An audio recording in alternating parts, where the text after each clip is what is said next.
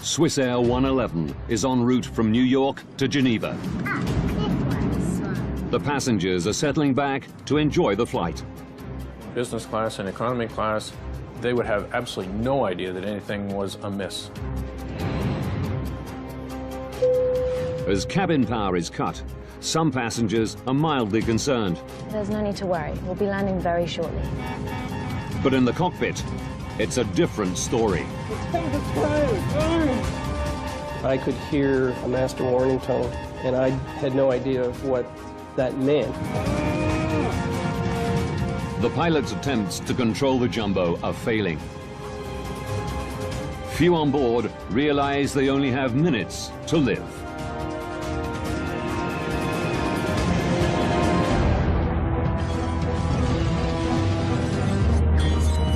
Disasters don't just happen. They're triggered by a chain of critical events. Unlock the clues and count down those final seconds from disaster.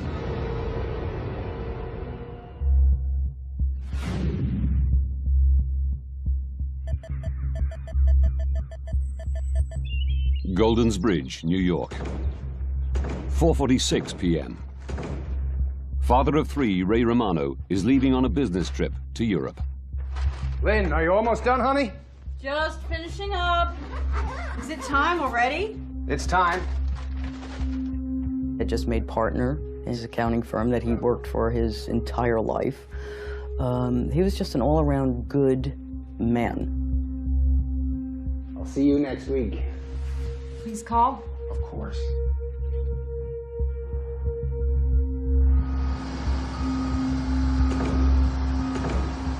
(7:45 p.m. Eastern Daylight Time. New York's JFK Airport. 215 passengers board Swissair Flight 111, bound for Geneva, Switzerland. Ray Romano is in row 9, near the front of the plane. Does he have a ticket? No. No? Is he going to sit with you? Yes. Oh, that's okay then.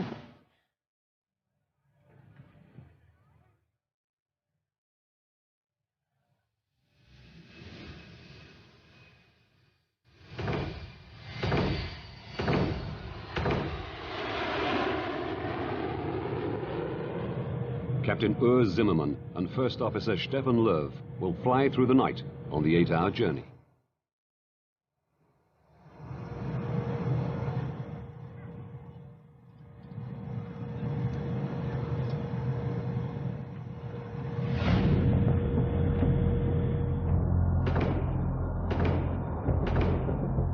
"52 minutes into the flight, Swissair 111 is cruising at 33,000 feet above the coast of Nova Scotia, Canada. Riechst du was? Ja, Mo, ich schmecke da schon etwas da. Aber ich weiß auch nicht, wo das ist.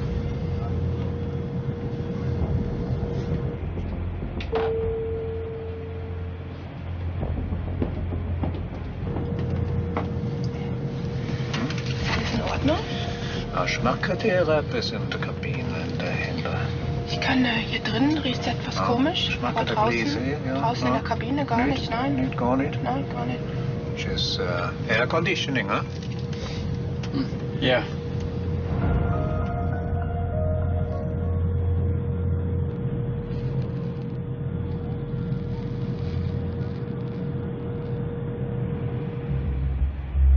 How about we colour in a space rocket?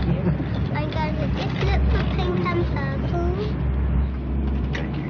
Just perfect.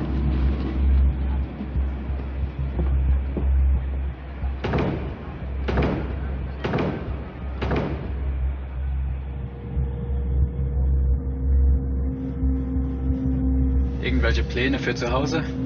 Wir können mal segeln an Zürichsee. Ah, super.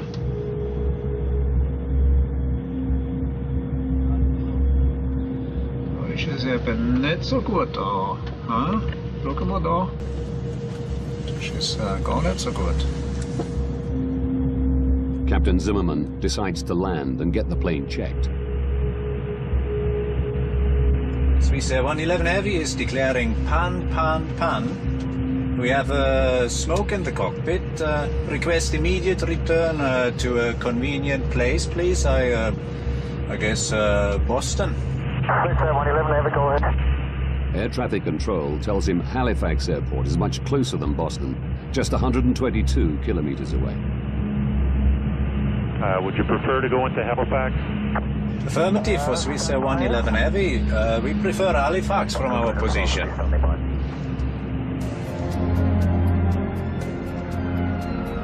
The airport prepares for an emergency landing.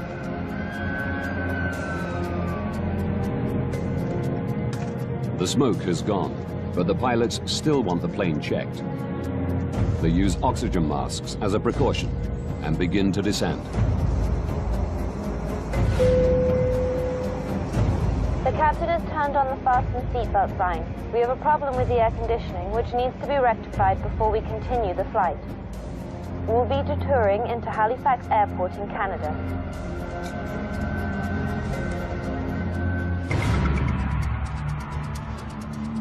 Moncton Air Traffic Control Center, New Brunswick. I had a quick look on my radar to see where the aircraft was and estimated that it was about 20 minutes away from the airport. It's Bill Pickrell's job to guide the plane safely into Halifax. It was going to be a fairly straightforward operation because they were lined up almost perfectly for a straight approach at that point. Swissair 111, good evening. Can I vector you to set up for runway 06 at Halifax? Yes, vectors for 6 will be fine. Swissair 111 Heavy. Okay, it's a back course approach for runway 06. We're 30 miles to fly to the threshold. We need more than 30 miles. Swissair 111, roger, turn left, heading out 0130. The plane is too high to make it into Halifax on the first pass. As a general rule, at that distance from the airport, ideally the aircraft would have been down around 10,000 feet. In this case, they were approximately 20,000 feet or slightly above that. The pilots loop while they descend further. Swissair 111, when you have time, can I have the number of souls on board and the amount of fuel you have left? Roger, we must dump some fuel. Maybe do that in this area during descent. My reaction was to turn to my colleague and say, oh no, he has to dump fuel now, and then immediately look to see where it would be safe to do it and at the same time keep him close to the airport. Pickrell suggests they dump over the airport or detour further and dump over the ocean. The pilots choose the ocean. It'll be about 10 miles before you're off the coast. You're still within about 25 miles of the airport if you have to get to the airport very quickly. Okay, that's fine for us. Please tell me when we can start to dump the fuel.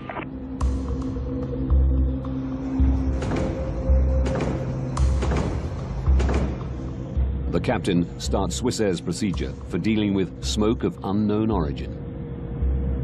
Captain, bus switch selected, confirm. He cuts unnecessary power to the cabin.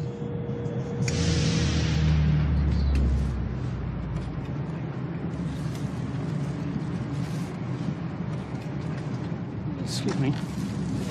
Should we be concerned at this point? There's no electricity and the aircon's gone. No, the captain has assured us there's no need for concern. It's just usual procedure in an emergency landing. An emergency landing? There's no need to worry. We'll be landing very shortly. Could you strap her in, please?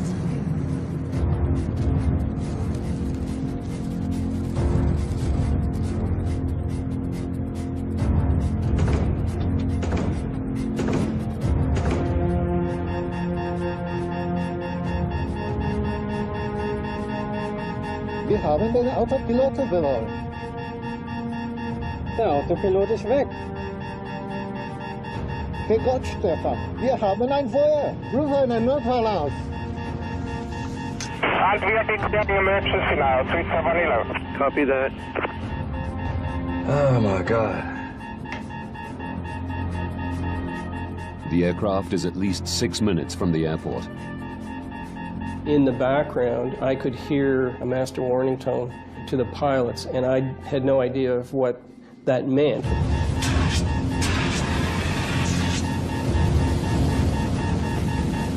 Komm schon, mach das! 11 Heavy, we starting damp now, we have to land immediately. Swissair 111, roger.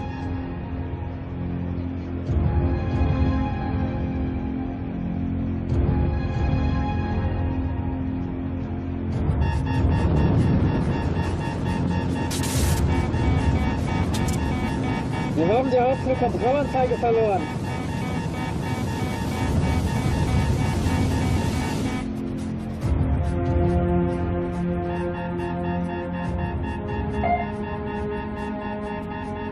We've lost the transponder. Transponder's gone. Come in, Swissair 111. All communication with the plane is lost. Swissair 111, come in. Air traffic controllers can now only follow its path on their radar. Swissair 111, come in.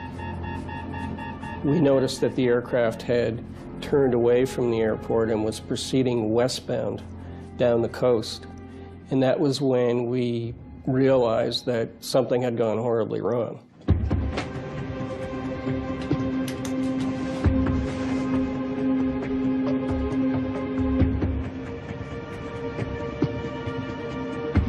Jesus Christ.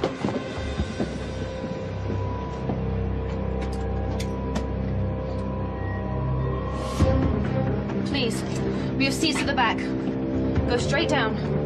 My colleagues will help you.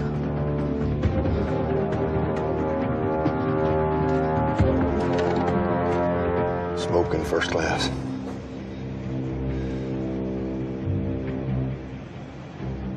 For 6 minutes, Bill Pickerel watches the plane's erratic course. It was a very, very helpless feeling to just sit there and not be able to do anything about it.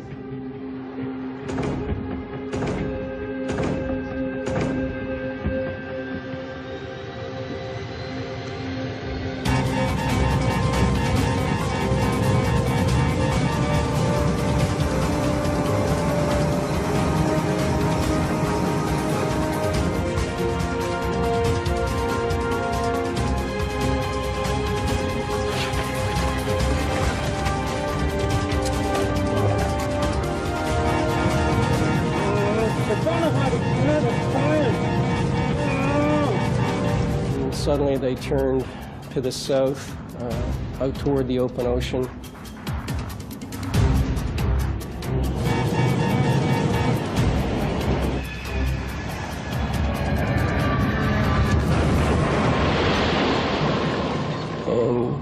And the aircraft disappeared. Oh my God, I think we've lost her. I think we've lost it. Swissair 111, come in. Swissair 111. Oh my God.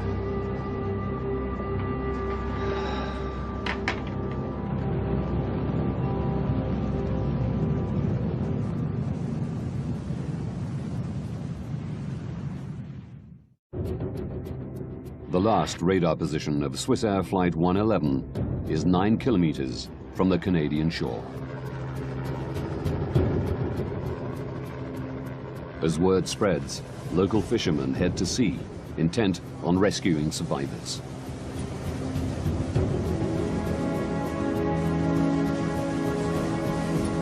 We think nothing of jumping in the boats in the night time and going and helping out as much as you can. And it was just a natural thing to do. It takes Wayne Manuel an hour to reach the site. You could see the rest of the boats that were out there at the time, but you could smell the fuel from the jet. And as we got closer, you could see debris floating.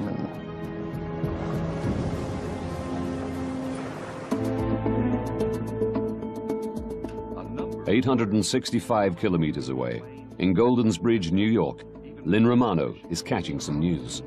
pilot managed to radio there was smoke in the cockpit before the plane disappeared off radar at 1,000 feet of altitude.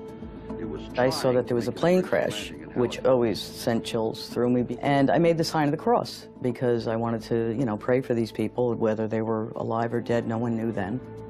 It was on a flight out of New York on its way to Geneva. Tom, tell us what you've been seeing and hearing from your position.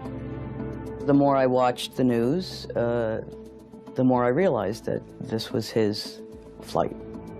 All evening long, emergency vehicles have been positioned along the coastline waiting for possible survivors.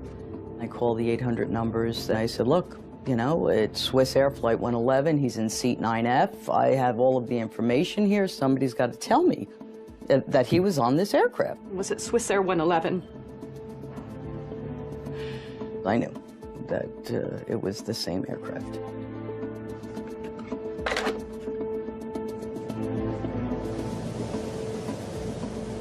Most of what we seen floating were clothes and pieces of suitcases and shoes and I think we went past one part of the plane at one time, like probably a half a dozen windows out of the side of it. And that was the biggest thing that we seen, I believe. Wayne hoped to find survivors. You always hope, but after you got there and you seen what was floating, you knew that there was nothing left. There wouldn't be any survivors.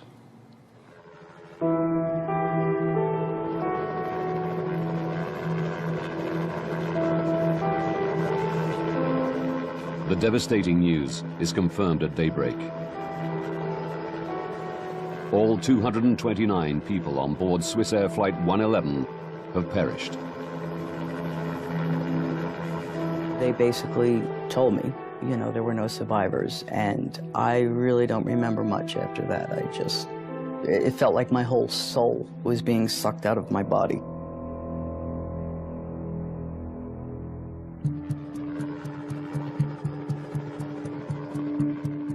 The Canadian Transportation Safety Board launched an investigation. The deputy chief is Larry Vance. He has 31 years' experience as a pilot and 14 as an air crash investigator. His starting point is the tape from air traffic control. We had quite a bit of information, in fact, from the very beginning, because we knew that the aircraft had caught on fire, if you will, and that the pilots were fighting that circumstance. What we were interested in was how the fire started, how the fire spread, and how it eventually disabled the airplane. That's the key for us, was to answer those three questions. Now, by going deep into this investigation, we can reveal what caused a modern passenger airliner to plummet into the Atlantic Ocean, killing everyone on board.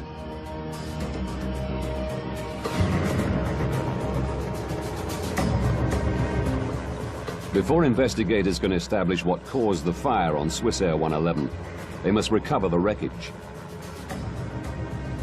Over 20 agencies from Canada, the US, and Europe are drafted in to help. Personal effects and wreckage wash ashore along 200 kilometers of rugged coastline. You will find human remains. Can't tell you how to deal with it, just deal with it and get on with the job. Only one body is found intact.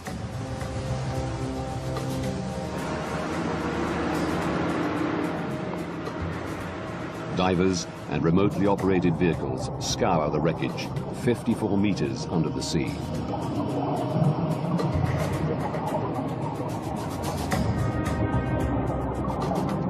It was very critical for us to try and recover the black boxes, because that's where you get a lot of the basic information about what was happening in the cockpit. So we were very anxious to get our hands on those.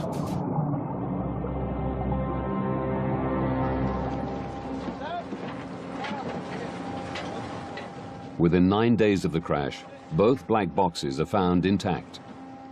Do we see the emergency checklist of air conditioning smoke? The team learn that the pilots first smelled and then saw smoke. Stefan, der Rauch ist weg. But after the smoke cleared, it returned, bringing fire with it. What's Air 111? Check you're cleared to start fuel dump. Hello? But investigators learn little more. The information for the last 6 minutes on both recorders was missing, so that was a bit of a disappointment to us. We thought we were going to have the information all the way to the impact, but in fact we didn't. The black boxes don't provide any quick answers. But Vance is confident the plane's wreckage holds more clues.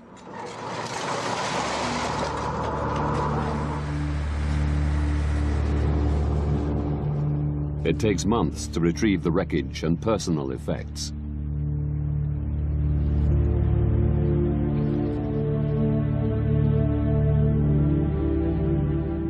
Bereaved relatives are invited to come and reclaim their loved ones' possessions. The carnage was unspeakable. I mean, there were suitcases that looked like a demon could have shredded them. And yet there were certain things that were just in perfect condition that they just, you know, picked up out of the water. Lynn sees her husband's notepad with the shopping list he wrote that morning. The fact that, you know, his notepad was there that I could read, magazines were intact, but none of the passengers except one. And when I asked them, you know, why? How could this be? Basically, they just explained it as the G-force and, you know, what happens, and then I wish I never asked.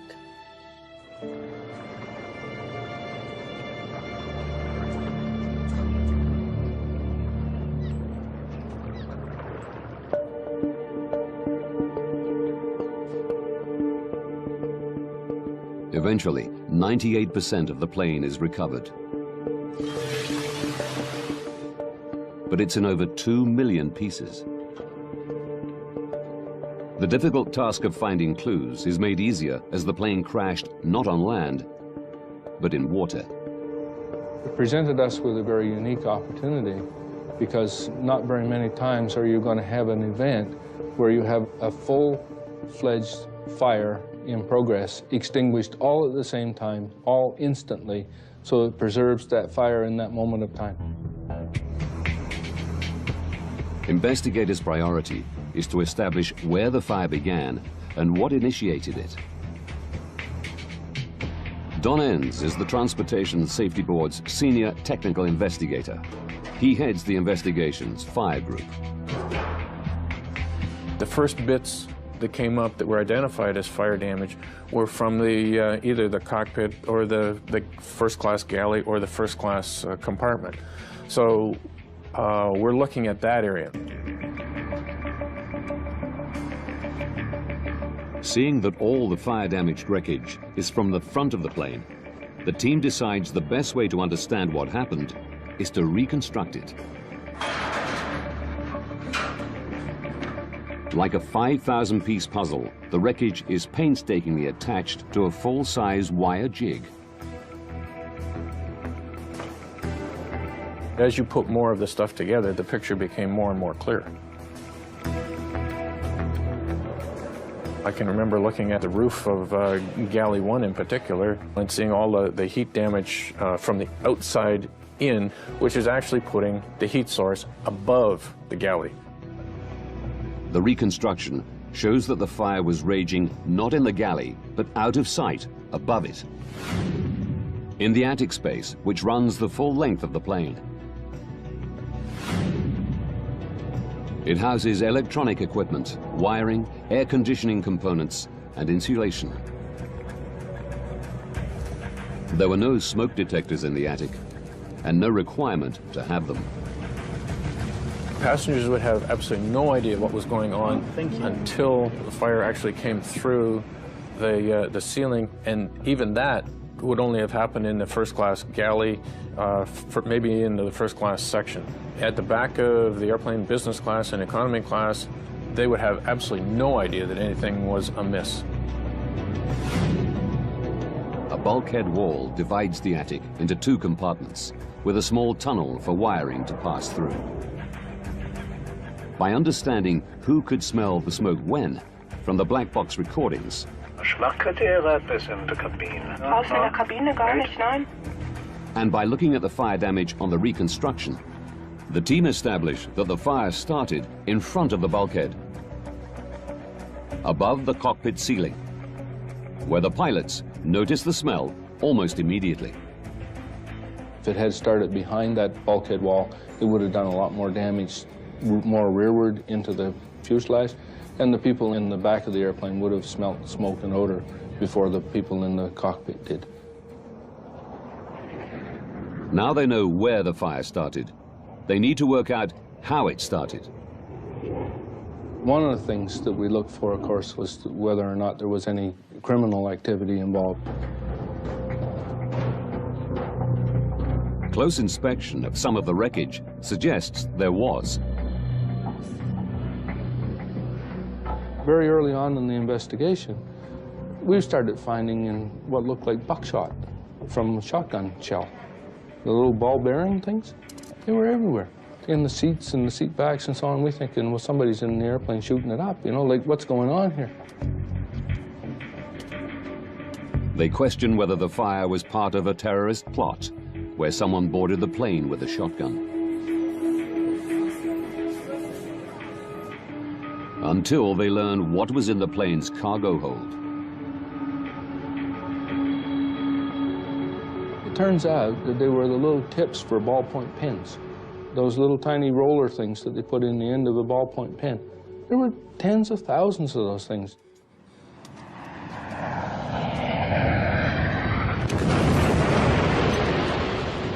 The plane hit the sea with such force, it shot the ball bearings through the cargo hold into the cabin and cockpit.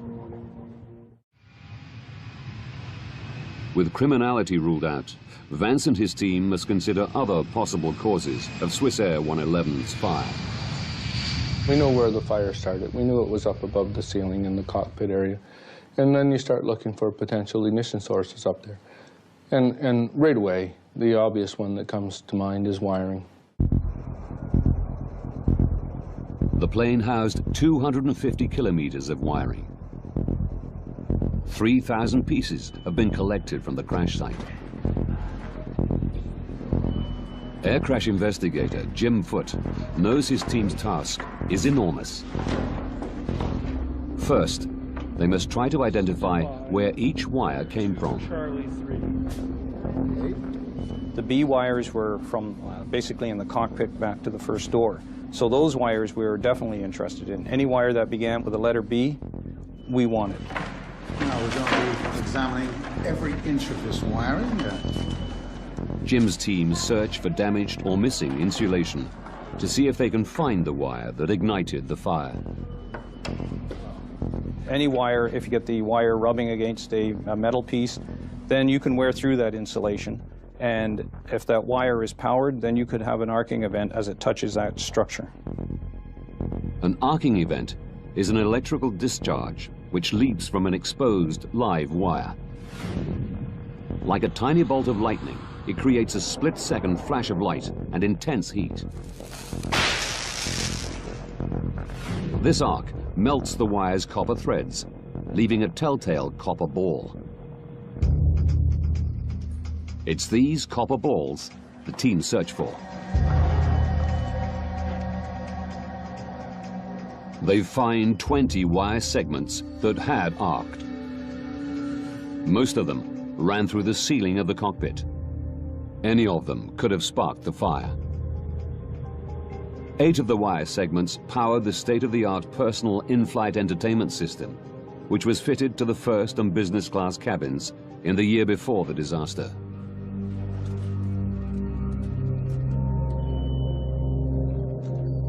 But despite extensive testing, investigators can't pinpoint which arcing event ignited the inferno. Quite disappointed with all the effort that we had put in, all the material that we had recovered, that we hadn't isolated ourselves down to the lead event arc. Analysis of the wiring comes to an end. Jim Foote is resigned to not finding the initiating arc. But as he packs up, he takes one last look at one of the arced wires from the in-flight entertainment system. He wasn't treating them quite as carefully as he had in the past, so he was opening up the ends that were all crumpled up. I started to unravel these wires. Lo and behold, I found a second arc mark on the same phase as one of the other ones that we already noted. Larry? Have a look. I knew these wires well enough, and Jim knew them well enough, that when I looked through that microscope and I saw that tiny little arc, I thought, wow, that's it. We found it. Jim found it. To confirm that this is the arc that sparked the fire, they place it into a mock-up of the cockpit ceiling's wiring system. There's a lot of wires that come through the ceiling at that area, and they're attached to a metal bracket. What we think happened is that this wire chafed on this bracket. Planes are subjected to constant vibration as they travel at over 900 kilometers an hour. Investigators believe vibration caused the chafing. The wire's insulation became damaged, allowing the wire to arc on the metal bracket. We finally come to a conclusion in our own minds, almost instantly, to say that had to be it, because we knew from the positioning of those wires that where he had found that little arc was exactly where the fire had started. The team were concerned the in-flight entertainment system had not been properly installed. As a precaution, Swissair removed this non-essential system from its entire fleet.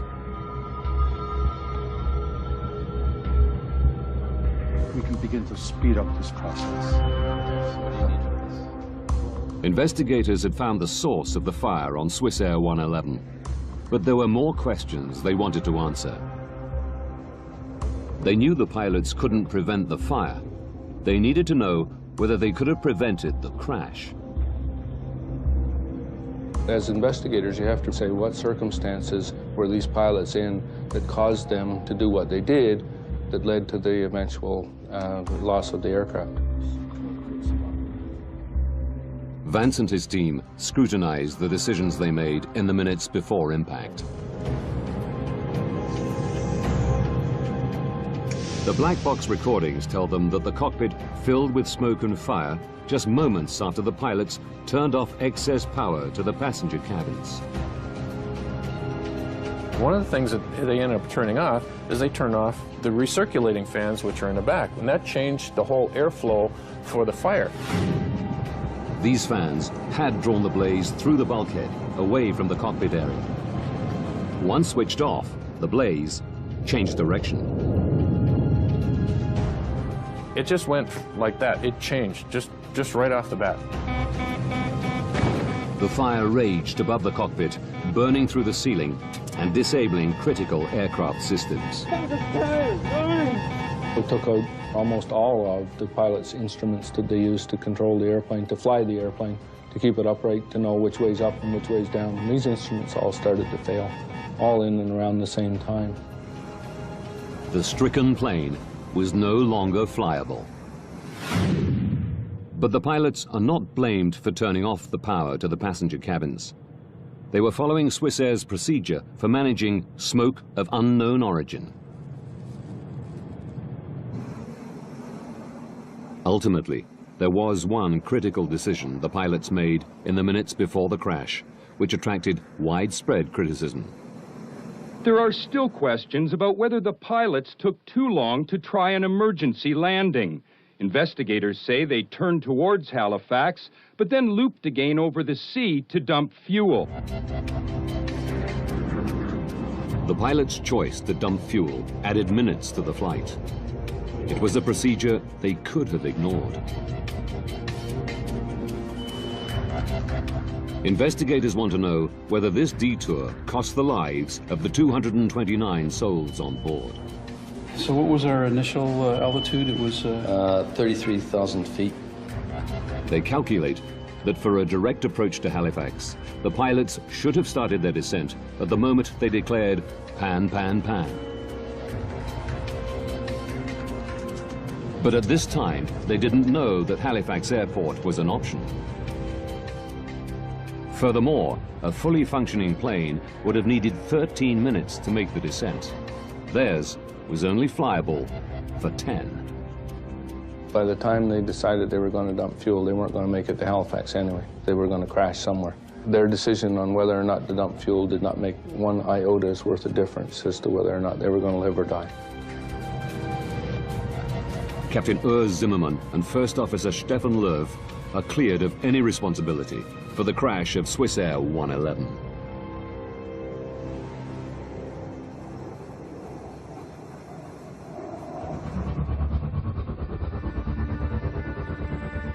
The investigation team successfully reconstructed the front of the plane, established where the fire began, and found the arc that sparked it. But they know a single spark did not bring the airplane down. To prevent future fires, the team needed to find out what had been burning. The threat to the airplane, in fact, was what was fueling the fire. If you have flammable material in such abundance that is capable of burning the airplane up, that's the real threat to the airplane.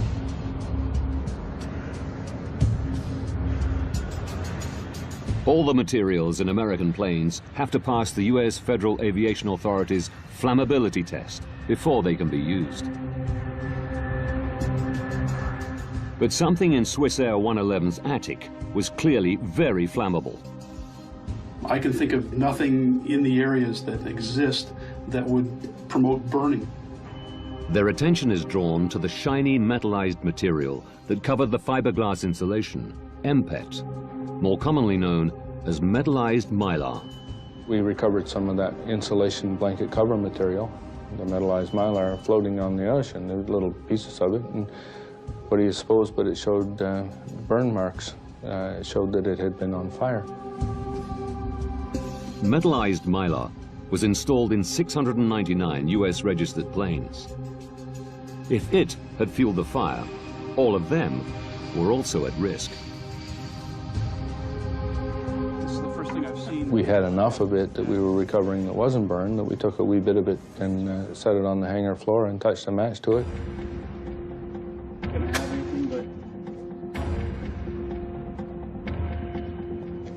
Oh my God, look at that. That's incredible. And what do you know, it burned like crazy, very flammable. And we thought, man, this airplane is full of that stuff. Vance is confident that metallized mylar fueled the fire on Swissair 111. Yes, we think we've come across what might be the problem. He immediately informs the U.S. Federal Aviation Authority. It's caught fire. They had flame-tested metallized mylar more than 10 years earlier and passed it for use. One of the things that we did was to go back and look at the history of this metallized mylar to see if there had been previous opportunities to identify that as a hazardous material. And in fact, we found several events during which metallized mylar was on fire in airplanes. As a result of these previous fires, the plane's manufacturer, McDonnell Douglas, suggested metallized mylar should be stripped from all their aircraft. 4 years before the Swissair crash, the U.S. Federal Aviation Authority had retested metallized mylar and found it was flammable. But they didn't ban it. The fact is that none of them had caused a loss of life. Had one of these previous accidents resulted in a number of fatalities, if you had a body count, then they may well have reacted differently. The FAA now had a body count of 229. Again, they tested the metallized mylar, subjecting it to much more realistic in-flight fire conditions. It failed. The FAA gave U.S. airlines 4 years to strip it from their planes. We know that we got results because we had blood on the water. There were a number of people did, and then people paid attention to it, and then we were able to move forward with our safety message and have it accepted. The investigation into Swissair 111 was the longest the Canadian Transportation Safety Board had ever undertaken. It took 4.5 years to complete. Using the detailed information that investigators unearthed, we can now reveal precisely what took place on Swissair 111 and what the pilots faced in the minutes before impact.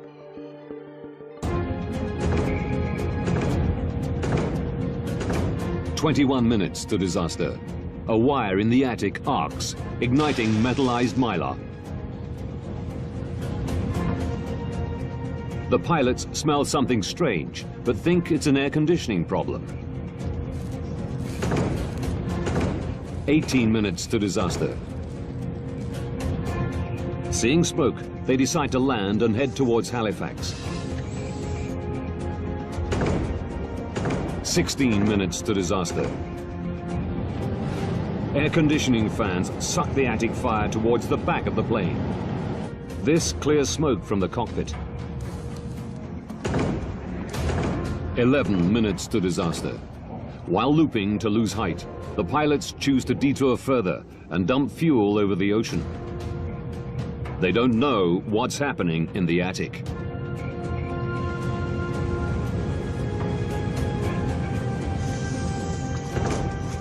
Eight minutes to disaster. The captain cuts power to the cabin.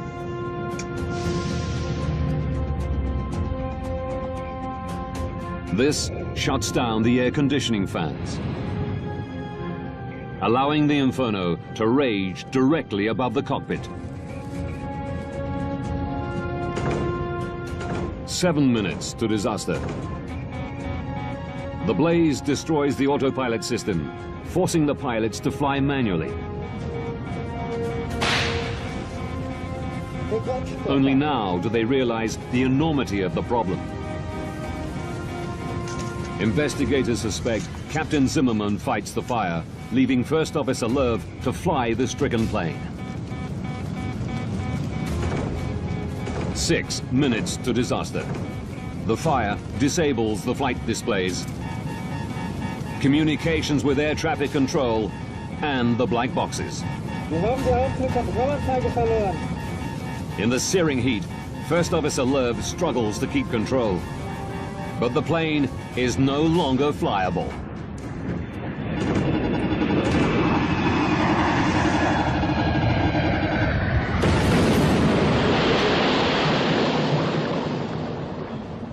All 229 passengers and crew are dead.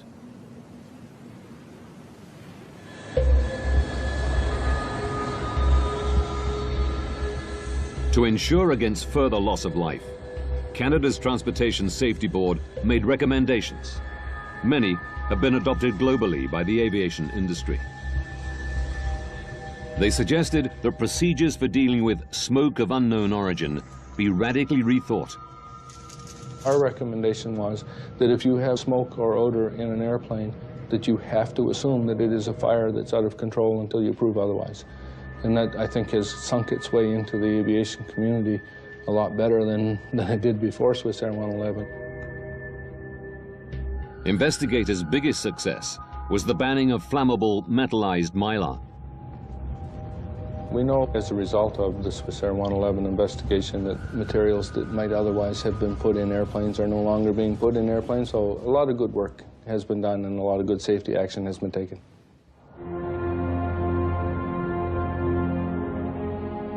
While metallized mylar is no longer used in Western countries, airlines in some developing countries have not been persuaded to remove it from their planes.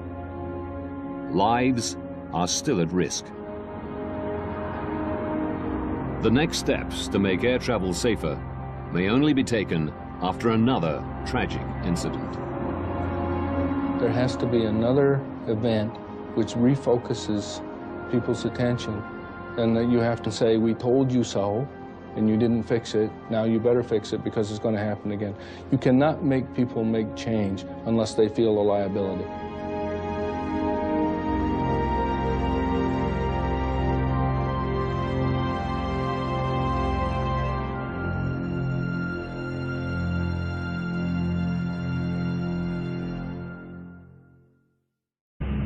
Would you prefer?